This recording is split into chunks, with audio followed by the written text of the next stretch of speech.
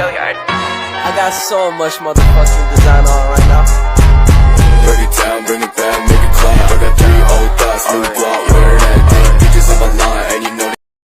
Assalamualaikum warahmatullahi wabarakatuh. Nama saya Farel Rizky Damanik dari 11 IPA 3. Sistem dan dinamika demokrasi Pancasila. Pengertian dan hakikat demokrasi. Demokrasi diambil dari bahasa Yunani yaitu demos yang artinya rakyat dan kratos atau kraten yang artinya pemerintah.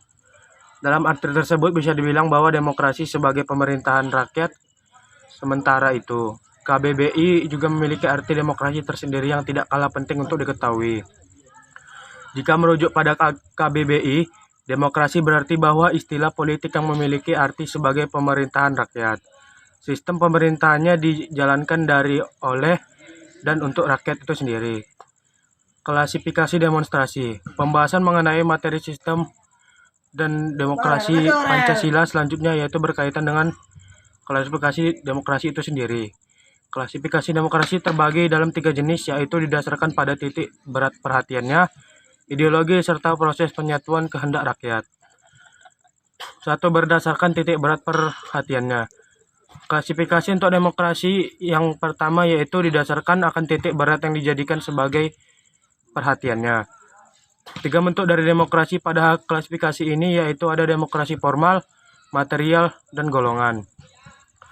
Demokrasi formal merupakan sebuah bentuk demokrasi yang menjunjung tinggi akan persamaan terhadap berbagai bidang, mulai dari politik tanpa menghilangkan adanya kesenjangan ekonomi. Demokrasi material merupakan demokrasi yang lebih menitik beratkan terhadap upaya untuk menghilangkan perbedaan dalam bidang ekonomi. Namun, dalam bidang material, perbedaan yang ada di dalam bidang politik tidak terlalu diperhatikan, bahkan justru dihilangkan. Demokrasi gabungan merupakan bentuk dari demokrasi yang mengambil kebaikan dari bentuk demokrasi formal dan material. 2. Berdasarkan ideologi. Klasifikasi demokrasi yang kedua yaitu berdasarkan pada ideologi. Dalam 2 jenis demokrasi yaitu liberal dan rakyat. Demokrasi liberal didasarkan akan kebebasan maupun individualisme. Sementara demokrasi rakyat didasarkan atas paham maratisme komunisme. 3. Berdasarkan proses penyaluran kehendak rakyat. Klasifikasi demokrasi yang ketiga yaitu didasarkan atas proses penyaluran kehendak yang dimiliki oleh rakyat. Di sini terbagi ke dalam 2 jenis yaitu demokrasi langsung dan tidak langsung.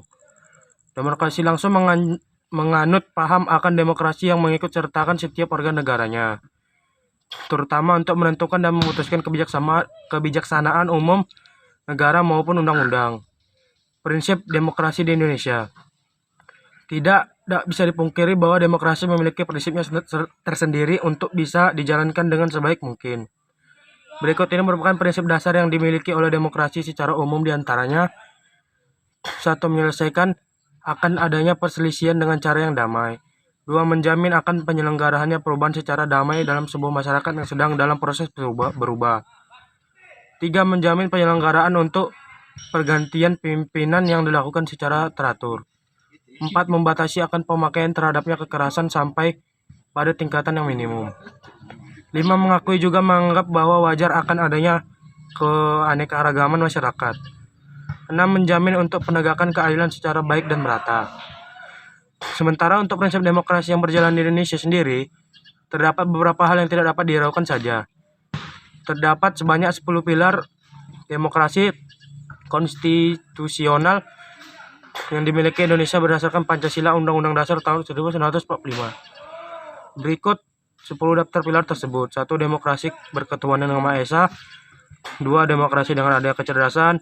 Demokrasi dengan adanya kedaulatan rakyat, demokrasi dengan adanya rule of law, demokrasi dengan adanya kekuasaan negara, demokrasi dengan adanya hak asasi manusia, demokrasi dengan adanya pengadilan yang merdeka, demokrasi dengan adanya otonomi daerah, demokrasi dengan adanya kemakmuran, dan demokrasi dengan adanya keadilan sosial.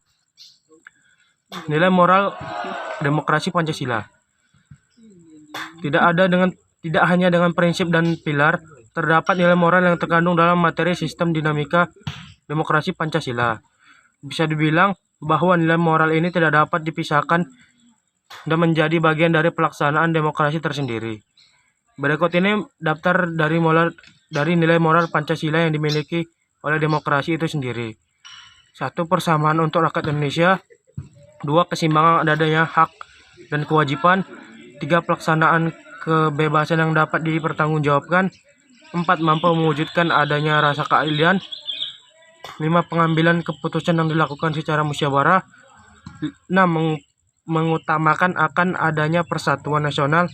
7. Menjunjung tinggi adanya tujuan serta cita-cita nasional. Pentingnya kehidupan dengan sikap demokrasi. Memahami materi ini, apalagi berhubungan dengan kehidupan dan menyangkut sikap demokrasi itu sendiri.